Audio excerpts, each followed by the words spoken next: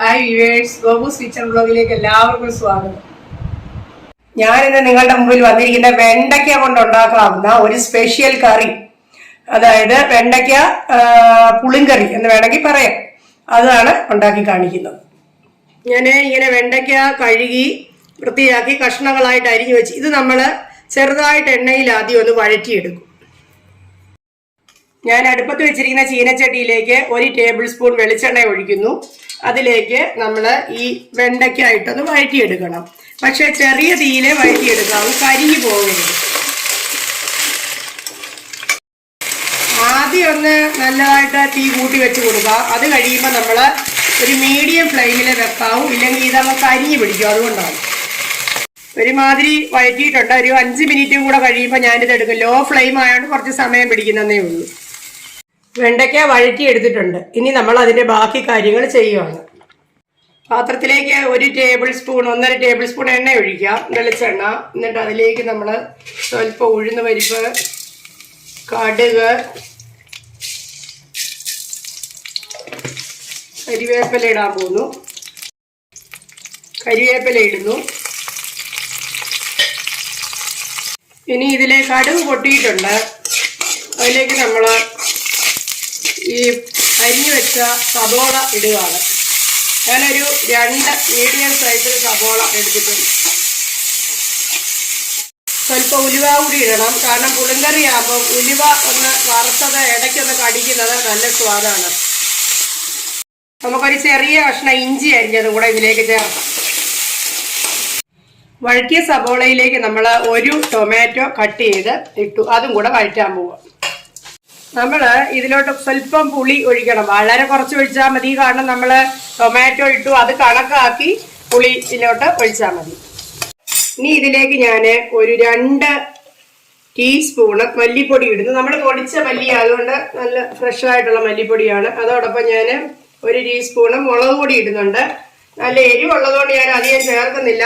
എരിവൊക്കെ നിങ്ങളുടെ ഇഷ്ടത്തിനൊക്കെ അഡ്ജസ്റ്റ് ചെയ്തോളൂ. എന്നിട്ട് ഇതൊന്ന് ചൂടാക്കിയതിന് ശേഷം കുറച്ചും കൂടെ വെള്ളം ഒഴിച്ച് നമ്മൾ തിളപ്പിക്കും.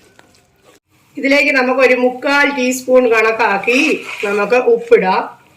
അതോടൊപ്പം തന്നെ നമുക്ക് സ്വല്പം കായപ്പൊടിയും കൂടെ ചേർക്കാം. ഇത് നല്ലപോലെ തിളയ്ക്കുന്നുണ്ട്. നമുക്കിനി ആ വറുത്ത് വെച്ചിരിക്കുന്ന വെണ്ടയ്ക്ക കഷ്ണങ്ങൾ ഇതിലേക്ക് ചേർക്കാം. ഒന്നുകൂടി കിടന്ന് തിളയ്ക്കട്ടെ. അടച്ച് വെക്കാം നമുക്ക്. ഞാൻ ഒരു മിക്സിയുടെ ജാറിലേക്ക് 4 ടേബിൾ സ്പൂൺ നാളികേരവും 1/4 ടീസ്പൂണ് നല്ല ജീരകവും എടുത്ത് വെച്ചിരിക്കുന്നു. ഇനി ഞാൻ ഒരു 3-4 ചെറിയ ഉള്ളി അതിലേക്ക് ഇട്ടിട്ട് ഇതൊന്ന് അരച്ചെടുക്കുകയാണ് കറിയിൽ ചേർക്കാനായിട്ട്. അരച്ചെടുത്ത നാളികേരം ഇതിലേക്ക് ചേർക്കും. നല്ല വെണ്ണ പോലെ വേണം നമ്മൾ അരച്ചെടുക്കാൻ. എന്നിട്ട് നമുക്കൊന്ന് കഴുകി ഒഴിക്കാം. മിക്സി ജാറിൽ നിന്ന് കഴുകി ഒഴിക്കാം. നന്നായിട്ട് തിളപ്പിക്കുക. അതോടൊപ്പം കുറച്ച് കരിവേപ്പിലയും കൂടി ഇടുക. നല്ല ടേസ്റ്റി ആയിട്ടുള്ള വെണ്ടയ്ക്ക ചേർത്തുള്ള തേങ്ങ അരച്ച പുളിങ്കറി റെഡി ആയിട്ടുണ്ട്. തേങ്ങ വേണമെങ്കിൽ അരയ്ക്കാതെ നിങ്ങൾക്ക് ഉണ്ടാക്കാം, അത് നിങ്ങളുടെ ഇഷ്ടം. 2 രീതിയിലാണെങ്കിലും നല്ല ടേസ്റ്റ് ആണ്. ഇവിടെ പ്രിപ്പറേഷൻ കഴിഞ്ഞിരിക്കുന്നു. ചേമ്പും താള് ചെറുതായി അരിഞ്ഞു വെച്ചു. ഞാൻ അതുകൊണ്ട് ഒരു തോരനും കൂടെ വെക്കുകയാണ്. കുറച്ച് മഞ്ഞൾപ്പൊടി അതിലേക്ക് ഇട്ടു. അതൊന്ന് തിളച്ച് ഒന്ന് ഊറ്റിയിട്ടാണ് ഞാൻ വെക്കുന്നത്. അങ്ങനെ ഇടണ്ട. ചേമ്പൻ താളിലേക്ക് സ്വല്പം ഉപ്പിട്ട് ഞാൻ ഇളക്കുകയാണ്. അതൊന്ന് തിളച്ച് കഴിയുമ്പോൾ ഞാൻ എടുക്കും. ചേമ്പൻ താള് തിളച്ചിട്ടുണ്ട് വെള്ളം, അതുകൊണ്ട് ഞാൻ അത് ഊറ്റാൻ പോവുകയാണ്. ഇനി 1 ടേബിൾ സ്പൂൺ കണക്കാക്കി വെളിച്ചെണ്ണ എടുക്കുക. ഒരു ചീനച്ചട്ടി, അതേ ചീനച്ചട്ടിയിൽ തന്നെ വൃത്തിയാക്കി എടുക്കുക. പിന്നെ കുറച്ച് ഉഴുന്നിടുക വറക്കാനായിട്ട്. 1 ടീസ്പൂണ് കണക്കാക്കി കടുക് ഇടുന്നു. ഇതിലേക്കൊരു വറ്റൽമുളക്, കുറച്ച് കരിവേപ്പിലയും കൂടി ഇടുകയാണ്. ചെറുതായി അരിഞ്ഞ സബോള ചേർക്കുന്നു. ചെറിയ കഷ്ണം ഇഞ്ചി അരിഞ്ഞതും കൂടെ നമ്മൾ ചേർക്കുന്നു. സബോള വഴറ്റുമ്പോൾ തന്നെ ചെറുതായി അരിഞ്ഞു വെച്ച ക്യാരറ്റ് നമുക്ക് ചേർക്കാം. ഇത് ഗ്രേറ്റ് ചെയ്തും ചേർക്കാം, പക്ഷേ അരിഞ്ഞ് ചേർക്കുമ്പോൾ അതാണ് ഒന്നുകൂടെ നല്ലതെന്ന് തോന്നുന്നു. അപ്പോൾ ഇത് സ്വല്പം ചെറുതായിട്ട് വെള്ളം തളിച്ച് നമ്മളൊന്ന് വേവിച്ചെടുക്കാം. തളിച്ചാൽ മതി, പെട്ടെന്ന് വേവും. ക്യാരറ്റ് കഷ്ണങ്ങൾ വെന്തിട്ടുണ്ട്. കുറച്ച് മഞ്ഞൾപ്പൊടി ഇടാം. അതുപോലെ തന്നെ അതോടൊപ്പം കുറച്ച് ഉപ്പും കൂടി ഇടാം. ഇതിലേക്ക് തിളപ്പിച്ച് ഊറ്റി വെച്ചിരിക്കുന്ന ചേമ്പും താൾ, അതായത് ചേമ്പുംതാള് ചെറിയ കഷ്ണങ്ങളായിട്ട് മുറിച്ചതും കൂടി ഇട്ട് ഇളക്കി അടച്ചിട്ടൊന്ന് വേവിക്കാം. ചേമ്പുംതാളും ക്യാരറ്റും ഒക്കെ വെന്ത് യോജിച്ചിട്ടുണ്ട്. ഉപ്പ് മതി, ഞാൻ നോക്കിയായിരുന്നു. ഓൾറെഡി നമ്മൾ ആ ചേമ്പുംതാളിലും കുറച്ച് ഉപ്പിട്ടാണല്ലോ ഊറ്റിയെടുത്തത്, വേവിച്ചൂറ്റിയത്. അപ്പം ഇനി ഇതിലേക്ക് നമുക്ക് നാളികേരം ചേർക്കാം. സ്വല്പം മുളക് പൊടി ഇതിലേക്ക് ചേർക്കുക. പച്ചമുളക് ചേർക്കാത്തത് കൊണ്ടാണ് മുളക് പൊടി ഞാൻ ഇതിലേക്ക് ആഡ് ചെയ്തത്. ഇതിലേക്ക് നിറച്ച് നാളികേരം ചേർക്കുക. നല്ല സ്വാദാണ്. നല്ല ഇളം തേങ്ങ, അതായത് ഉണക്ക തേങ്ങ ചേർക്കരുത്, അല്ലാത്ത തേങ്ങയായിരിക്കണം ചേർക്കുന്നത്. എപ്പോഴേ സ്വാദ് വരും. ഇതാ ഇപ്പം നമ്മുടെ തോരനും റെഡി ആയിട്ടുണ്ട്. ഇതുവരെ സബ്സ്ക്രൈബ് ചെയ്യാത്തവർ ഞങ്ങളുടെ ചാനൽ ഒന്ന് സബ്സ്ക്രൈബ് ചെയ്യണം, ഷെയർ ചെയ്യണം. കാരണം ഒരുപാട് വെറൈറ്റി റെസിപ്പികൾ ഞാൻ ഇതിൽ കാണിക്കുന്നുണ്ട്.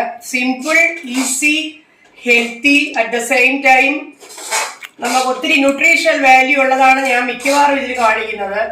അപ്പോൾ ഇതൊക്കെ ഷെയർ ചെയ്യുക, മറ്റുള്ളവർക്ക് കൂടെ പ്രയോജനമാകട്ടെ, അതിനാണ് പറയുന്നത്. നല്ല സ്വാദുണ്ട്, ഞാൻ കഴിച്ചു നോക്കിയായിരുന്നു. പിന്നെ അപ്പോൾ ഇന്നത്തെ ഞങ്ങളുടെ ലഞ്ചിന്റെ വിഭവങ്ങളാണ്. പോരാത്തതിന് രാവിലെ ഇടിയപ്പമായിരുന്നു, അതിന്റെ സ്റ്റൂ ഉണ്ട്. അതൊക്കെ പോരെ, പിക്കിളുണ്ട്, അങ്ങനെയൊക്കെ. അപ്പോൾ എൻ്റെ ചാനലൊക്കെ ഒന്ന് കാണണം, മുഴുവനും വീഡിയോ സ്കിപ്പ് ചെയ്യാതെ കാണണം. പിന്നെ ഈ ഒരു വീഡിയോ ആയിട്ട് നമുക്ക് കാണാം. ഇന്നത്തെ ലഞ്ചിന്റെ സ്പെഷ്യൽ പുളിങ്കറിയാണ്, വെണ്ടയ്ക്ക പുളിങ്കറി. അതുപോലെ ദാ സ്റ്റൂ ഉണ്ട്. പിന്നെ നമുക്ക് നമ്മുടെ ക്യാരറ്റ്, ചേമ്പുംതാള്, ഒരു തോരൻ. ഇതൊക്കെ ന്യൂട്രീഷ്യസ് ആണ്. ചേമ്പുംതാളൊക്കെ ഫുൾ ഓഫ് ന്യൂട്രിയൻസ് ആണ്. ഇതെല്ലാവരും ചെയ്ത് നോക്കണം. കുട്ടികൾക്കൊക്കെ വെച്ച് കൊടുക്കുക. അപ്പോൾ പ്രോട്ടീൻ റിച്ച്, അതുപോലെ തന്നെ വിറ്റാമിൻ റിച്ച് ഒക്കെ ആണല്ലോ. അതുകൊണ്ട് ഇതൊരു വ്യത്യസ്തമായ ഒരു രുചിയാണ് കേട്ടോ. ചിലർക്ക് തേങ്ങ അരയ്ക്കുന്ന ഇഷ്ടപ്പെടില്ല, ചിലർക്ക് തേങ്ങ അരയ്ക്കുന്ന ഇഷ്ടപ്പെടും. തേങ്ങ അരയ്ക്കുന്ന ഇഷ്ടപ്പെടാത്തവർ അതില്ലാതെ അങ്ങ് ചെയ്താലും മതി. ഞങ്ങളുടെ വീഡിയോ സ്കിപ്പ് ചെയ്യാതെ കാണണം. ഇനി ഒരു വീഡിയോയുമായിട്ട് എത്രയും പെട്ടെന്ന് നിങ്ങളുടെ മുമ്പിൽ വരുന്നതായിരിക്കും.